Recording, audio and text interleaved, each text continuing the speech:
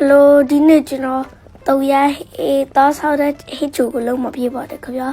ပထမဦးဆုံးရေဘူးကိုစူအားလုံးပြီးကြေးတော့ဖြူလေးစပါးလေးပဲကိုထားပါမယ်ခင်ဗျာထားပြီးရင်ငေါ့ကိုဖြည်းဖြည်းငါထောက်ပါမယ်ခင်ဗျာ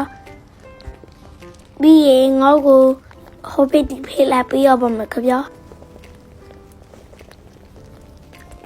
ပြီးရင်ငါပြောရင်ထောက်ပါတယ်ခင်ဗျာ